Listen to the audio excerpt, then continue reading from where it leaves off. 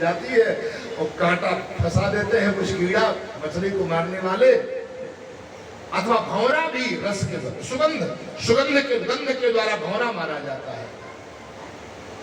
शब्द, स्पर्श, रूप, रस और गंध, ये 5 विषय हैं। एक ही विषय जीव को मारने के लिए पर्याप्त है, लेकिन जो 5 विषयों के चक्कर में पड़ा हुआ है उसकी क्या दशा होगी, जरा विचार करो। ऐसा जो जान लेगा ना, उसको भजन के अलावा कुछ अच्छा नहीं लगेगा। हाय हाय जीवन। हम लोग शब्द के भी चक्कर में पड़े हैं। कई लोग ऐसे, जब तक उनको एयरफोन कान न लगा ले तब तक उनको नींद ही नहीं आती। रात के 12 बजे कई लोग, बुरा मत मानना, कथा में भी आते हैं, उनका चलते रहता है, हाँ? और फिर बार अनायास बैठे फोन लगा देंगे। 7 बजे कहा फोन लगा दे, कहा 6 बजे फोन लगा दे, कहा दिन के 1 बजे फोन लगा दे।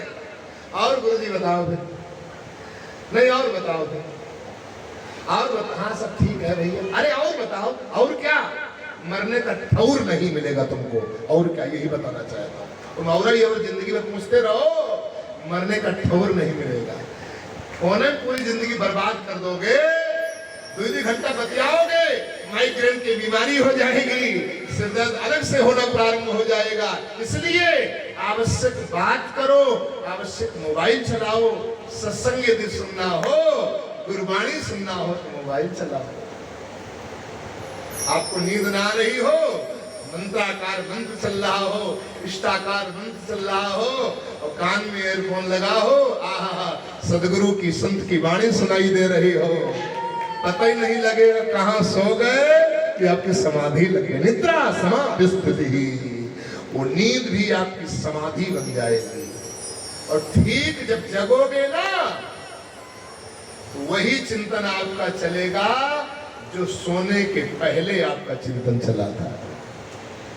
नहीं तो कहीं कहीं काले काले भैंसा दिखाई पड़ेंगे, कहीं कहीं भूत दिखाई पड़ेंगे, और कहीं जो है आकाश में उड़ते हुए दिखाई पड़ोगे, कहीं पृथ्वी में चलोगे ही नहीं, तो चलते नहीं। इसलिए मैं निवेदन कर रहा था, व्यर्थ की बातों में समय नहीं देना है। शब्द के चक्कर में पड़े, शब्द के चक्कर में पड़े, शब्द के चक्कर में सुना तो बहुत, लेकिन क्या सुना? एक महात्मा है, कहते हैं रसना कटऊ जो अनरटो, कटे अन्न लखे नैन, और जिह्वा कटऊ जो अनरटो, बिनु राधा कृष्ण पैन। रसना कटऊ जो अनरटऊ, वो वाणी आपकी बेकार है, कट करके गिर जाए तो सब कुछ तो बलबलाती बकबकाती है, लेकिन राधा कृष्ण का नाम नहीं बोलती है। वो वाणी किस काम की? या गुरुमंत्र का जप नहीं करती है, सब कुछ जपती है। कटऊ अनलखे नयन, वो नेत्र आपके कट करके गिर जाएं, उनका कोई महत्व नहीं, क्योंकि सब कुछ तो देखना पसंद करते हैं, लेकिन गोविंद के लिए नेत्र लालायित नहीं। हमारे नेत्र सार्थक वही है जिनका जीवन में राधा कृष्ण भगवान का दर्शन हो जाए। राधा कृष्ण भगवान का दर्शन हो जाए। आपने सूरदास जी का जीवन चरित्र पढ़ा होगा, सुना होगा। सूरदास जी महाराज जो जन्मांध थे, दिल्ली के पास में ही उनकी जन्मस्थली। परिवार के लोग परेशान, निष्कासित करने का प्रयास करते, ये अभागा है, ये जब से हमारे घर में पैदा हुआ है, भूखों को तरसने लगे, मरने लगे। पिता इनके पंडित जी थे, पंडिताई करते थे। तो एक दिन क्या हुआ, बहुत दिनों के बाद पंडिताई का कार्य लगा, वहां से कुछ एक राजा ने प्रसन्न होकर के कुछ मोहर दे दी, और वो मोहर ला करके घर में रख लिया। और जैसे ही शाम को रख लिया, रात में चूहों ने, मोहर लाल कपड़े बंधी थी, चूहों ने उनको खींच करके, और ऊपर छत के कच्चा मकान था उसमें बिल में ठोस दिया। सुबह हुआ, जब मोहरें ढूंढी गई सारे भद्रा सूरदास के ऊपर पड़ गए, गायब हो गए। अरे ये अभागा, ये अंधरा, ये जब से पैदा हुआ, जब से घर में आया है, तब से घर की संपत्ति लक्ष्मी बाहर जा रही है, ये कुछ होने नहीं देगा, कुछ रहने नहीं देगा। ऐसे ऐसे बोलने लगे। सूरदास जी ने कहा आज बर्दाश्त से बाहर हो गया, सीमा के बाहर हो गया। सूरदास ने कहा पिताजी आपकी मोहरत मैं बता सकता हूं, लेकिन शर्त यह है बताने के बाद में घर त्याग दूंगा। माता पिता दोनों ने कहा भैया तुम जहां कल जाना चाहते हो वहां आज ही चला जाओ, हम तो चाहता हूं तो भार बना हुआ है, तेरी चिंता भी रहती है तो अभी निकल जा, लेकिन बता दे तो सही। कहा जाओ ऊपर छत के ऊपर एक बिल है, बिल में लाल कपड़े में आपकी चूहे ने खींच करके ले जा, शायद मिलेगी वहां। जब जाकर के देखा तो वास्तव में बिल में कोई लाल कपड़े में रोहन बंदी हुई। अरे माता पिता ने कहा राम राम राम, ये तो बड़ा काम का है। हम सोच रहे थे कि ये अंधा है, लेकिन अंधा नहीं है, देखो देखो। अरे अब सूरदास जी के पिताजी माताजी सारे लोग इनको रोकने का प्रयास, ना ना पिताजी हमारी आपकी शर्त हुई थी। वहां से सीधे आए वृंदावन, बिहारी जी के चरणों में दिन रात रोते गाते, पैतरियों पर पड़े हुए लोग लात मारते अंधा मान करके। लात, ये मूर्ख अंधा कहीं चल रहा, कोई खाने को नहीं देता, कोई बात नहीं पूछता, जूता चप्पल जहां रखे जाते वहीं पर। ये कई दिन कई रात रोते रोते हो गया। एक दिन पुजारी जी परेशान होकर के सामने से हटा दिया, बोलते इसको अंधे को यहाँ से हटाओ। सूरदास जी बेचारे जाकर के पीछे छिप गए, वहां बिहारी जी के लिए रो रहे। अब मैं तो अंधा ही हूं, लेकिन आप क्या मुझे दर्शन नहीं देंगे? बिहारी जी की बड़ी कृपा हुई, राधा कृष्ण दोनों रात में विहार करने के लिए निकले। मंदिर तो बंद हो गया, पुजारी जी निकल करके बाहर चले गए, सारे लोग बड़ी भीड़ बंद हो गई, क्यों मंदिर बंद हो। यही बांके बिहारी, यही बांके बिहारी, वृंदावन में बांके बिहारी जो सदा सदा के लिए वास का है। सारे लोग सो रहे थे खा पी करके मस्ती से, लेकिन 3 दिन सूरदास जी को हो गया था, अंधे से दिखाई नहीं पड़ता। बांके बिहारी राधा जी के साथ में रात में विहार करने निकले, और संयोग से वहीं आ गए जहां सूरदास जी बैठे बैठे रो रहे थे। सूरदास जी के पास आज बिहारी जी राधा कृष्ण दोनों का दर्शन कराना चाहते हैं, आंखें देना चाहते हैं। देखो भगवान की कैसी विचित्र लीला होती है। राधा रानी से कहा रास प्रारंभ हो, राधा रानी कृष्ण दोनों लोग रास प्रारंभ किया। अब जैसे ही नाचना ठुमका लगाना प्रारंभ किया, संयोग से राधा रानी के पायल का जो घुंघरू है ना वो गिर गया। अब जैसे घुंघरू गिरा, सूरदास जी के पास में घुंघरू गिरा, सूरदास ने उसको उठा के रख लिया। देखो कैसे दर्शन दे रहे। सूरदास ने रख लिया। थोड़ी देर के बाद में पायल की तरफ दृष्टि गई, राधा ने कहा स्वामी मेरा घुंघरू, मैं उसके बिना नहीं रह सकती, मैं उसके, अरे वो कहाँ तड़पता होगा, परेशान होगा, वो भले हो लेकिन मैं हो रहा हूँ, मैं हमारा नृत्य जो हो रहा है वो गड़बड़ा रहा है, स्वर नहीं मिल पा रहा है घुंघरू। अब राधा कृष्ण दोनों जो परेशान होने लगे, तो सूरदास जी ने कहा भाई घुंघरू तो एक हमारे पास में है, लेकिन अभी ये पता नहीं तुम्हारा है या किसी दूसरे का है। राधा ने कहा नहीं बाबा ये मेरा ही है, मुझे दीजिए। सूरदास जी ने कहा मैं कैसे जान पाऊं कि तुम्हारा ही है, कोई पहचान? बोले पहचान तो है क्या? बोले सेम जो घुंघरू आपके पास में है वही हमारे पैर में लगा हुआ है। सूरदास जी ने कहा मैं तो अंधा हूँ, मुझे तो दिखाई नहीं पड़ता, मैं कैसे जान पाऊं कि यही तुम्हारा घुंघरू है, तुम्हारा ही घुंघरू है। राधा रानी ने कहा स्वामी क्या किया जाए? आके बिहारी ने कहा राधे एक काम करो, अब इसकी आंखों में रोशनी डालिए, इसको ज्योति दीजिए और इसको पहले आंखों में दृष्टि दीजिए और दिखाई पड़े इसको पहले पहचानवाओ।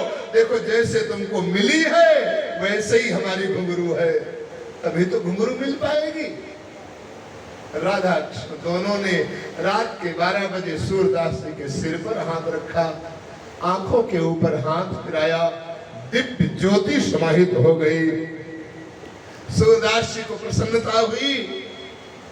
सूरदास जी ने कहा हाँ मैया अब दिखाओ घुंघरू अपना। एक हाथ में सूरदास से लिए हुए, दूसरा पायल का घुंघरू राधा रानी ने दिखाया। बोले हाँ है तो तुम्हारा ही, अब पहचान गए, देख लिया। राधा रानी प्रसन्न हो गई और कहा बाबा आपने मुझे घुंघरू प्रदान किया है, मेरी कीमती घुंघरू दी है, इसलिए अब तुम वरदान मांग लो, क्या चाहिए। सूरदास ने कहा मैया वरदान देना चाहती हो तो एक ही वरदान दे दो, क्या। बोले जैसी हमारी पहले आंखें थी वैसे ही हमारी आंखें हो जाए। राधा कृष्ण कारी बहुत बड़ी भूल कर रहे हो सूरदास, अब ये क्या मांग रहे हो। सूरदास ने कहा राधा कृष्ण का दर्शन करने के बाद में फिर अब देखना किसको बाकी रह गया है। जीवन की यही तो सबसे बड़ी सारता है। अब हमें नहीं देखना कुछ, अब नहीं हमें सुनना, कान भी हमारे फूट जाए, जीवा भी कट जाए, आंखें फूट जाए, अब इनका कोई महत्व नहीं, हमारा काम हो गया। राधा कृष्ण भगवान ने दर्शन सूरदास जी को, वही सूरदास जी ने कहा जिह्वा कटे जो अनरटे, नयन अन लखे कटे अन लखे नयन। नेत्र राधा कृष्ण का दर्शन करने के अलावा और किसी का दर्शन करना चाहे तो नेत्र कट करके गिर जाए, इनका कोई महत्व नहीं। श्रवण कटऊं जो अन्न सुनो, तो कान हमारे कट करके गिर जाए, जो भगवान गोविंद के गुणानुवाद उनके यश कीर्तन के अलावा और कुछ सुनना बाकी रह जाए। यही बात बाबा तुलसीदास जी ने रामायण में दोहराई। बोले जिन हरि कथा सुनी नहीं कान, हरि कथा सुनी नहीं कान, नहीं भवन सभाना, नहीं भवन सभाना, नयन संत तरस नहीं देखा, नयन संत तरस नहीं देखा, लोचन मोर पंकजम देखा, लोचन मोर पंकजम देखा, झेलन वही सिर गुरुपद मूला, झेलन वही सिर गुरुपद मूला, देखत तुम्हारी शक्तूला, ते सिर कटो तुम्हारी समझूना, देखत तुम्हारी शक्तूला, देखत हरि समझूना। जय के हृदय भगत नहीं आनी, जाके हृदय भगति नहीं आनी, जाके हृदय भगत नहीं आनी, जाके हृदय भगति नहीं आनी, जीवत सब समान के आगे, जीवत जीवत सब समान के प्राणी, श्री कृष्ण गोविंद हरे मुरारे। कृष्ण गोविंद हरे हरि बोल। हे नाथ नारायण वासुदेवा, हे नाथ नारायण वासुदेवा, हे नाथ नारायण वासुदेवा, हे नाथ नारायण वासुदेवा। महाराज राजा परीक्षित ने किया हुआ अपना अपराध भगवान ऋषियों से बताया, संतों को बताया। अब जैसे ऋषियों ने कहा चिंता मत करो, अभी भगवान सुखदेव जी का आगमन होगा। आपस में चर्चा हो रही थी, तब तक देखा तम वर्षम, सुंदर भगवान सुखदेव जी का आगमन गंगा मैया के बिना। तत्रा भवत भगवान व्यास पुत्रो यदक्षयामामटमानुपेक्षा, अलक्षलिंगो निजलावतुष्टो वृतस्य बालैरवधूत वेशः। काले घुंघराले जटाएं हैं, कंधे पर पीतांबर पीला पीला पड़ा हुआ है, गोपीन बंधी हुई है कमर में, और सुंदर मुस्कुराते हुए भागवत के श्लोकों को गायन गुंजायन करते हुए सुखदेव जी का आगमन हुआ। सभी लोगों ने जय जयकार किया। बोलिए सुखदेव भगवान की जय हो। महाराज राजा परीक्षित दौड़ करके उन चरणों में गिर गए और चरणों में गिर के प्रार्थना किया है, गुरुदेव एक बात बताओ, जिसकी मृत्यु नजदीक आ गई हो, जिसको 7वें दिन मरना हो, सो क्या कर